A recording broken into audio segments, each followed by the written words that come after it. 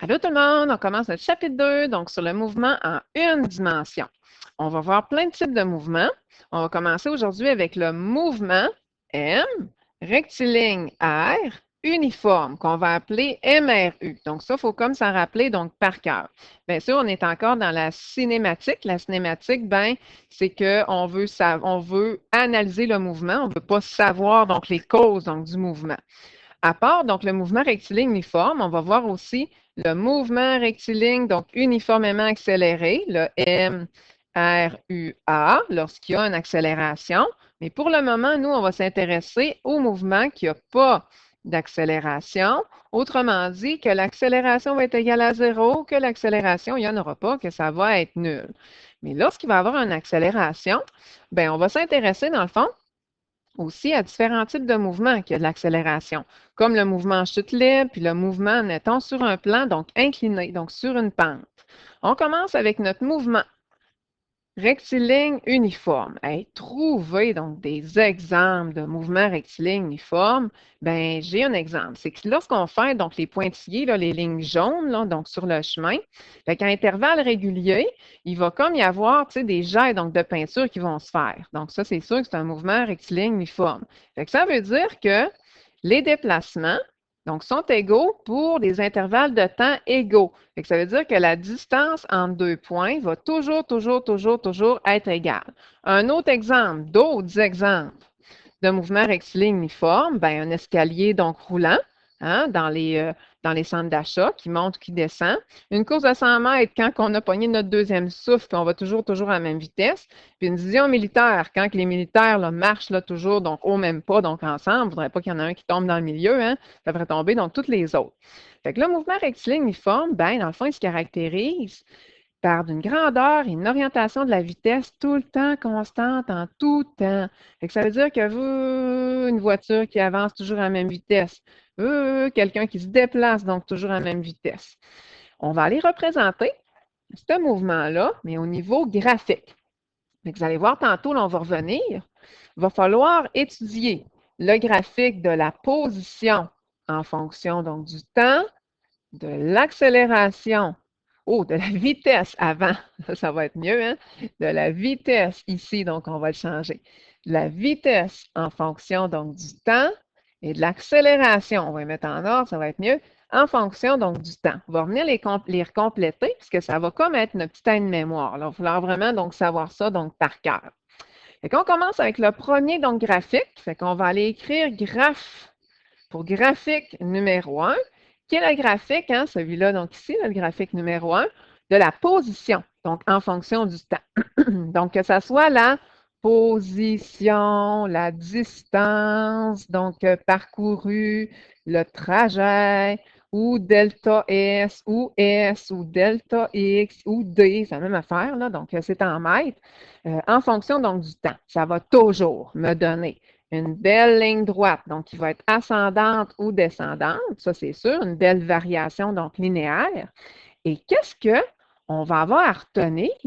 C'est que la pente de ce graphique-là ben, va nous donner donc quelque chose. La pente va nous donner la vitesse. Donc, ça, c'est vraiment à savoir donc par cœur. Ça, c'est bien sûr. Et ça veut dire que si je prends deux points qui arrivent juste, en supposant que ça, c'est le point 1, x1, y1, puis ça, c'est le point x2, y2, je calcule donc le taux de variation, bien, ça va me donner la vitesse. En passant, si la valeur de ma pente ou de ma vitesse elle est positive, bien, ça veut dire que l'auto va en avant, donc le mouvement se fait en avant. Si la valeur est négative, bien, ça veut dire probablement que l'auto roule par en arrière et que si la valeur de la vitesse est nulle, bien, ça veut dire que l'objet est immobile. On va aller se pratiquer donc avec tout ça. Un petit rappel là, de troisième secondaire pour aller calculer la formule de la pente ou du taux de variation d'une droite. Ben, c'est y2 moins y1 sur x2 moins x1. Autrement dit, c'est la variation des y sur la variation donc des x, tout simplement. Fait que dans le fond, si je fais la variation des y sur la variation donc des x, lorsque j'ai le graphique de la position en fonction du temps, hein, ça c'est l'axe des x, Ça, c'est l'axe des Y, donc de ma pente. Ah, ben, je suis en train finalement de calculer ma vitesse, tout simplement. Fait que pente est égale à vitesse, on souligne ça, puis il faut s'en rappeler par cœur, ça c'est sûr. On se fait une petite pratique. OK. Fait qu'on a le point 1, x1, y1. Tiens, on va dire que c'est 0, 4. On va prendre ce point-là. On va prendre l'autre point ici, donc le point 6, 10. Puis ça, ben, on va dire que c'est notre point x2, y2. C'est moi qui décide lequel est le 1, lequel est le 2.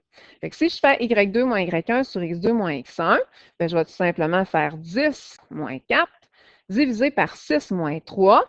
C'est sûr que les y, c'est en mètres. Les x, c'est en secondes. Fait que des mètres divisé par des secondes, ben oui, ça me donne une vitesse. Fait que si je ne me rappelle plus, la pente me donne quoi? Je regarde les unités. Fait que si ça me donne des unités de vitesse, ben c'est sûr que pente est égale à la vitesse. Ah, c'est mon petit numéro finalement qu'on avait déjà vu, vous vous rappelez? J'avais dit que vitesse est égale à déplacement, donc sur le temps. Même chose que vitesse est égale à distance sur le temps. Fait que si je fais la distance divisée par le temps, 6 divisé par 2, ça donne 3. 0, hein? Donc, divisé donc, par 4, je vais mettre ma ligne là qui donne 0, et ainsi de suite. 16 divisé, hein, si on fait ça divisé par ça, là, 16 divisé par 4, donc je traîne le négatif, ça donne moins 4, et ainsi de suite. Fait qu'on voit que, hein, des fois, la pente, elle est positive, des fois, elle est nulle, des fois, elle est négative. Nulle, on avait vu ça, hein, positive, positive. Mais au lieu de faire la formule de la vitesse, je peux très bien aller chercher donc 2 points. Regardez, point 0, 0, le point 2, 6. Fait que si je considère que ça, c'est x1, y1, puis ça, c'est x2, y2, bien 6, je calcule la pente de ça, là. 6 moins 0 sur 2 moins 0, qui va me donner 6 sur 2, puis 6 divisé par 2 qui donne 3. Ah bien, Colin, ça marche, ça va me donner une vitesse de 3. Ici, si je calculais avec 2 points de taux de variation, j'arriverais donc à 0. Puis des fois, ben, je vais arriver donc négatif aussi. Fait que probablement que positif, ben, je vais avoir en avant, négatif, je vais avoir en arrière, nul, ben, je suis donc immobile, tout dépendant donc de la situation. L'autre côté, on s'en va de l'autre bord. Ici, voyons, je veux changer donc de page. Ça, c'est le deuxième graphique. Donc, graphique numéro 2. Graphique numéro 2, qui est la vitesse en fonction du temps. Oh, là, ça va me donner, et on le met en rouge, là, une belle droite horizontale. Fait que si ce graphique-là me donne une belle droite, donc horizontale, bien, ça veut dire qu'après 1 seconde, 2 secondes, 3 secondes, 4 secondes, 5 secondes, 6, on se tente, là, 7 secondes, 8 secondes, la vitesse est toujours égale. La vitesse est toujours constante. C'est pour ça que ça donne une belle droite qui est horizontale. Mais qu'est-ce que ce graphique-là peut me donner comme truc? Ça, c'est mon truc numéro 2, c'est que l'air sous le tracé est égal au déplacement. Et regardez bien ça. Fait que si là, je vais calculer, ça c'est la courbe, ça c'est la droite, bien l'air sous la courbe, admettons que je veux savoir là, après 8 secondes, où est-ce que je suis rendu? Je calcule l'air sous la courbe et ça me donne le déplacement. Regardez bien, R est égal au déplacement. Ici, ben, mon aire, c'est l'aire du rectangle. Je ne sais pas si vous voyez, là, ça forme un beau rectangle. Je vais faire base fois hauteur. Et je vais me servir, donc, qu'est-ce que j'avais déjà appris donc, en mathématiques. La base puis la hauteur, ben, dans le fond, je fais comme le temps fois la vitesse. La vitesse, c'est en mètres par seconde. Le temps, c'est en secondes, comme des secondes sur 1. Fait que si j'ai multiplié, regardez, je vais vous démontrer là, que ça donne le déplacement.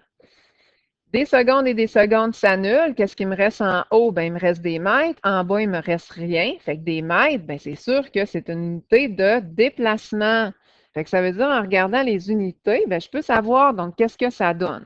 Fait qu'à retenir que l'air sous la courbe, c'est égal au déplacement. Et c'est sûr hein, que des fois, l'air va être au-dessus, la courbe, là, donc va être au-dessus de l'axe des X, ça va nous donner un déplacement positif.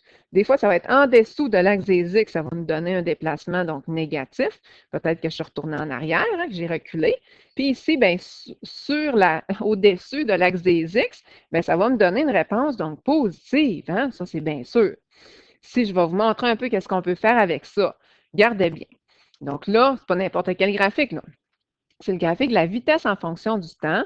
Puis moi, je veux savoir, donc après 16 secondes, ben, quel va être, dans le fond, mon déplacement? Là, je vois tout de suite que, regardez bien, là, oh, ça, c'est un triangle. Après ça, j'ai un rectangle. Fait que je vais pouvoir aller calculer l'aire du rectangle parce qu'il est en dessous de la courbe, donc ici, là. Donc, en dessous de la courbe, ça me donne un rectangle. En dessous de la courbe, ici, ça me donne un triangle. Puis, en dessous de la courbe, là, ben, ça me donne un triangle.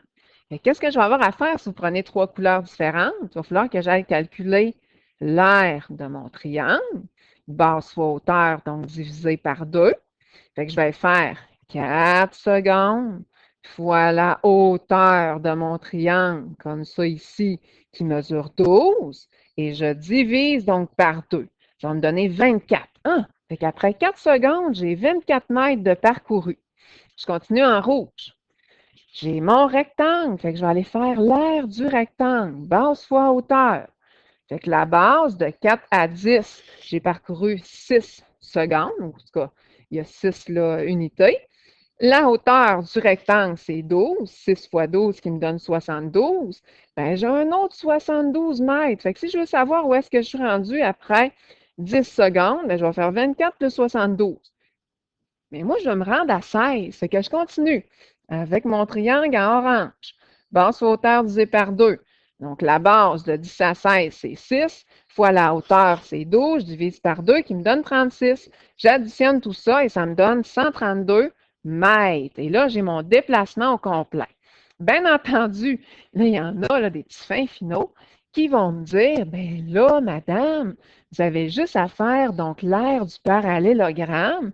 Hey, j'aurais pu aussi faire l'aire du parallélogramme. On se rappelle que c'est grande base plus petite base fois la hauteur divisée donc par 2. Fait que je fais ma grande base qui mesure 16 fois la hauteur 12. Ben, grande base plus petite base, excusez. Grande base qui mesure 16 plus la petite base qui mesure donc 6 fois la hauteur qui mesure 12 divisé par 2. C'est sûr que ça va me donner donc 132. Je pourrais très, très bien donc faire ça. Représentation mathématique du mouvement. Donc, la seule formule mathématique.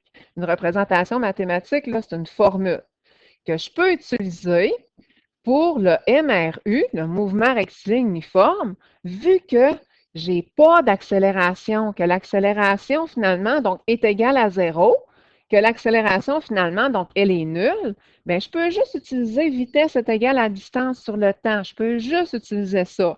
Et j'ai vraiment pas, j'ai vraiment pas, donc, la possibilité d'utiliser cette formule-là. C'est impossible, parce qu'il n'y en a pas, donc, d'accélération.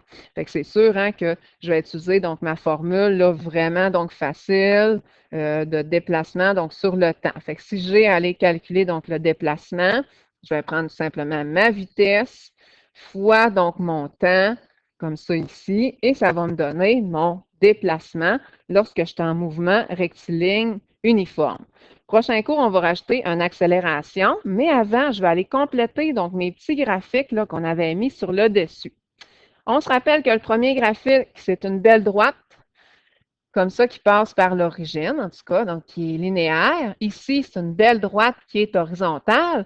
Et il n'y en a pas de graphique pour l'accélération, parce que l'accélération est égale donc à 0. Fait que ça me fait déjà quelque chose de moins là, à me rappeler. Fait que je sais qu'il y a juste deux graphiques. Le premier graphique, si je vais donc avec les petits trucs, on se rappelle que la pente est égale à la vitesse. Puis le deuxième graphique, l'aire sous la courbe est égal au déplacement. Fait que c'est parfait. Donc, avec ça, là, on sait tout. Ça, on met ça dans notre tête de mémoire. Donc, on se revoit pour le mouvement rectiligne, formellement